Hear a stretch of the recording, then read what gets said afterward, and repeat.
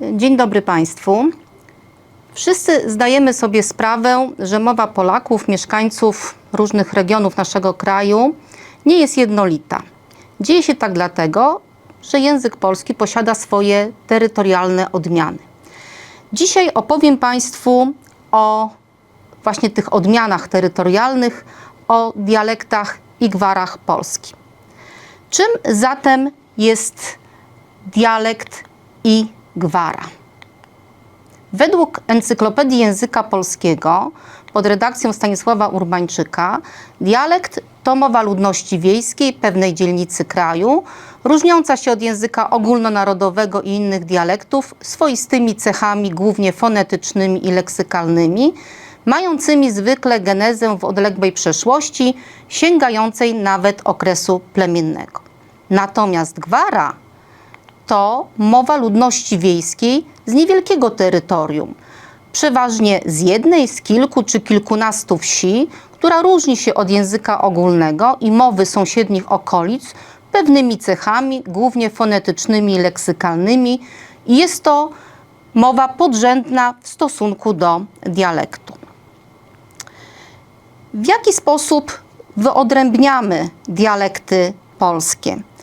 Klasyfikacja dialektów, wyznaczenie ich schematycznych granic wiąże się przede wszystkim z zasięgiem poszczególnych cech językowych, właśnie tych cech fonetycznych związanych z wymową oraz leksykalnych, ale także z pewnymi czynnikami pozajęzykowymi. Mam tutaj na myśli przede wszystkim historię osadnictwa, sięgającą przedhistorycznych terytoriów plemiennych. Zwrócono bowiem uwagę na powiązanie przebiegu granic dialektów z innymi pozajęzykowymi czynnikami historycznymi i fizjograficznymi, bo obok siedzib plemiennych, które odgrywały ważną rolę w kształtowaniu się języka polskiego, w rozpowszechnianiu się poszczególnych cech językowych dużą rolę odegrały naturalne przeszkody, takie jak góry, wzniesienia, nawet wododziały, czy też dawne, prehistoryczne puszcze, jakieś błota, grzęzawiska, czy też bagna. Od początku XX wieku podział na dialekty polskie kształtował się w ten sposób, że wyróżniono 5 głównych dialektów polskich. Był to dialekt małopolski, dialekt mazowiecki, dialekt śląski, dialekt wielkopolski oraz dialekt kaszubski. Jak już powiedziałam, granice dialektów są granicami schematycznymi. To nie są granice ścisłe, administracyjne, tak jak granice na przykład Polski czy granice województw w Polsce. Wiążą się one z zasięgiem poszczególnych cech i właśnie tymi uwarunkowaniami pozajęzykowymi. Wspominałam już, że ten podział sięga prehistorii naszego kraju, zasiedlenia naszego obszaru etniczno-językowego przez poszczególne plemiona, które w swoich grupach ludnościowych potrafiły wykształcić pewne cechy językowe różniące się między nimi. W taki sposób, proszę Państwa, jak już powiedziałam, od początku wieku XX podział polskiego języka etnicznego wyglądał w ten sposób, że językoznawcy, dialektolodzy, a więc specjaliści zajmujący się dialektami polskimi, wyznaczyli 5 głównych dialektów. Tak było przez cały wiek XX, aż do 6 stycznia 2005 roku, kiedy Sejm Polski ustawą przekształcił dialekt kaszubski w język regionalny. Wydarzyło się to w rok po wejściu Polski do Unii Europejskiej, bowiem dyrektywy unijne umożliwiają nadal przekształcanie dialektów w języki regionalne. To skutkowało tym, że obecnie praktycznie możemy mówić o 4 dialektach polskich i języku regionalnym. Wróćmy jednak do tego klasycznego podziału na dialekty i gwary i powiedzmy sobie kilka słów na temat przeobrażeń, jakie zachodziły właśnie w tych terytorialnych odmianach polszczyzny w XX wieku. Do II wojny światowej szacuje się, że około 70% ludności zamieszkującej Polskę mówiło gwarą. Gwara ludowa, gwara, którą posługiwali się na co dzień ludzie mieszkający w Polsce, wystarczała do celów komunikacyjnych. Działo się to tak dlatego, że większość Polaków przed II wojną światową zamieszkiwała wsie. Większość z nich była niepiśmienna. Osoby te miały bardzo mały kontakt z polszczyzną ogólną. 30% ludności zamieszkiwało miasta, więc tylko ta grupa ludności posługiwała się na co dzień polszczyzną ogólną. Wszystko zmieniło się po II wojnie światowej, kiedy doszło do zmian o charakterze społecznym i cywilizacyjnym. Co się wydarzyło? Przede wszystkim powszechność szkolnictwa. Po drugie, elektryfikacja wsi, pojawienie się prądu, który umożliwił słuchania radia, później pojawiła się telewizja, inne media, upowszechniła się prasa. W związku z tym doszło do sytuacji, że ludność wiejska zauważyła inne możliwości polepszenia swojego bytu, również co skutkowało migracją ludności ze wsi do miast. I właśnie wtedy zaczęła gwara ginąć. Doszło do zaniku gwary. To zjawisko regresu zaobserwowano już w latach 50.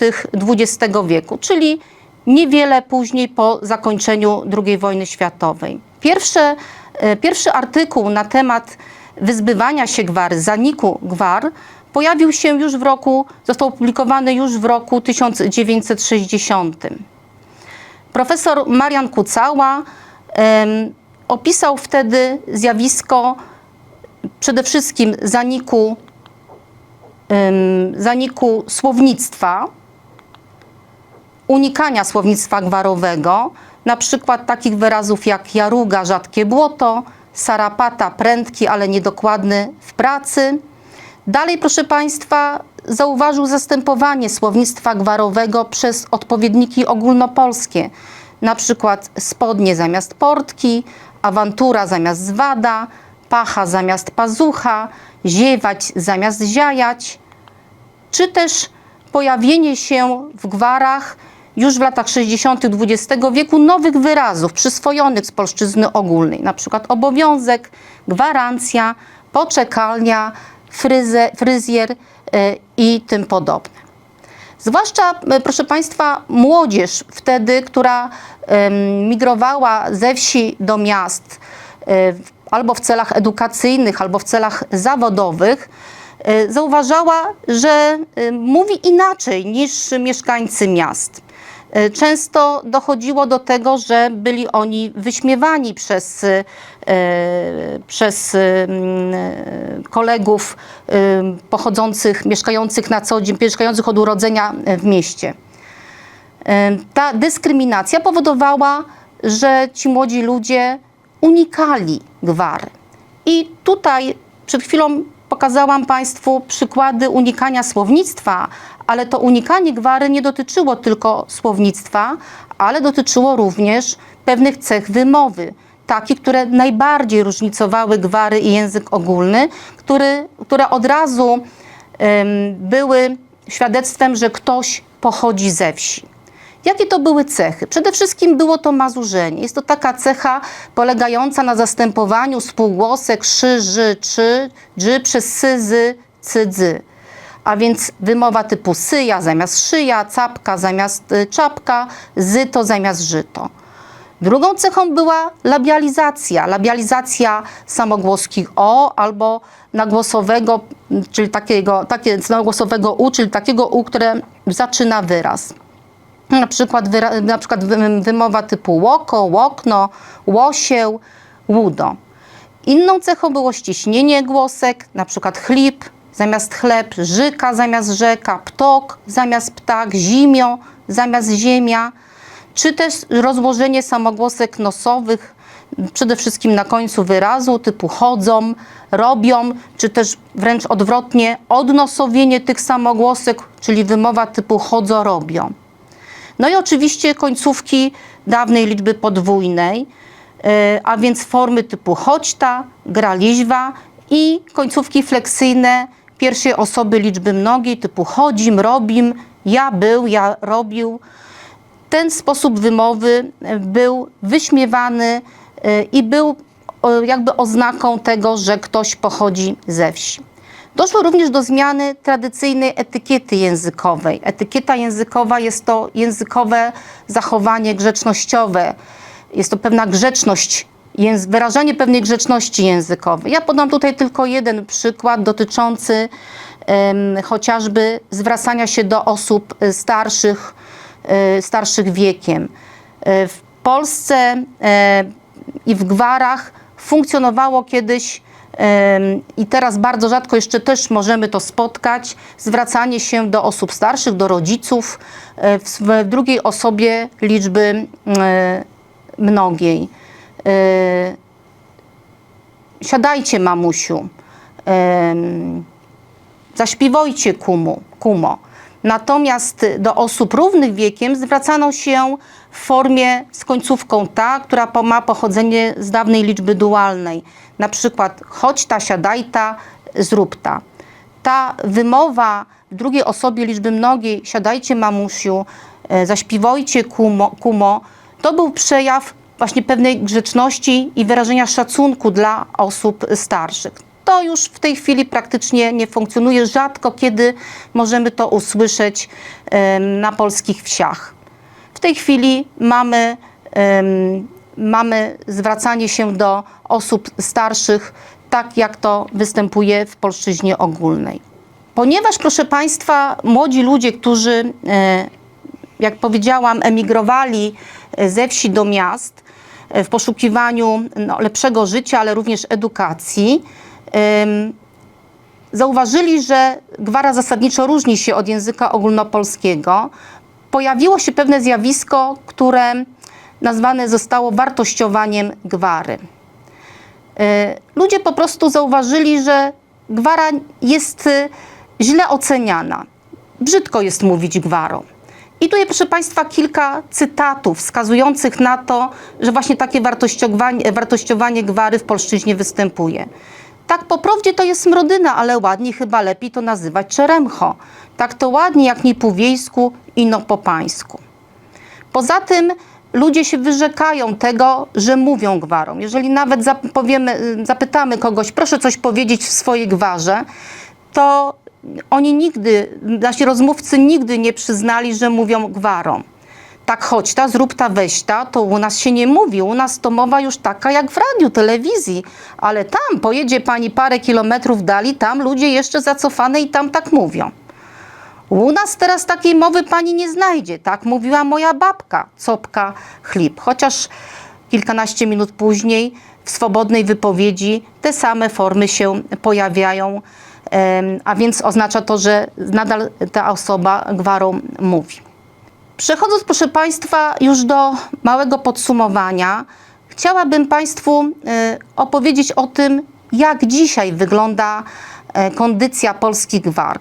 Polskie gwary ludowe znajdują się w potężnym regresie. Szacuje się, że około 15–20% Polaków mówi w kontaktach codziennych gwarą, posługuje się gwarą. Są to najczęściej osoby średniego i starszego pochodzenia i zamieszkujące pewne regiony Polski. Mam tutaj na myśli przede wszystkim Podhale, Śląsk oraz Kurpie. Tak naprawdę, jeżeli mówimy o zachowaniu gwary, to w polskich wsiach ta gwara zachowuje się w sposób szczątkowy. Mówi się, że w tej chwili mieszkańcy wsi posługują się kodem mieszanym. Co to znaczy? Jest to najczęściej język ogólnopolski z pewnymi elementami gwary. Są to najczęściej wyrazy gwarowe, które zapamiętali z dzieciństwa. Są to czasami niektóre cechy językowe, gwarowe. Najczęściej są to ściśnienia głosek. Oczywiście nie jest to jednolite na terenie całej Polski. Są gwary, w których w większym stopniu przeważają cechy gwarowe wobec cech języka ogólnopolskiego i są takie gwary, w których ta proporcja jest odwrotna. Tak naprawdę mimo tego regresu, mimo tego, że cały czas obserwujemy zanik gwar ludowych, to w gruncie rzeczy wejście do Unii Europejskiej pomogło Polakom w zachowaniu resztek tego, co jeszcze nie zniknęło z polskich gwar. Pojawienie się pewnego niebezpieczeństwa unifikacji spowodowało, że pojawiły się pewne oddolne inicjatywy, które dążyły do zachowania tego, co się da jeszcze zachować. Ale to jest, proszę Państwa, opowieść już na inne nasze spotkanie. Chciałabym jeszcze pokazać na koniec zrzut z ekranu bardzo ciekawego portalu. Jest to strona pod tytułem Dialekty i gwary polskie, kompendium internetowe pod redakcją Haliny Karaś. Każda osoba, którą zainteresowałam dzisiaj gwarami polskimi, może znaleźć tutaj podstawowe informacje dotyczące polskich dialektów polskich oraz Kaszubszczyzny.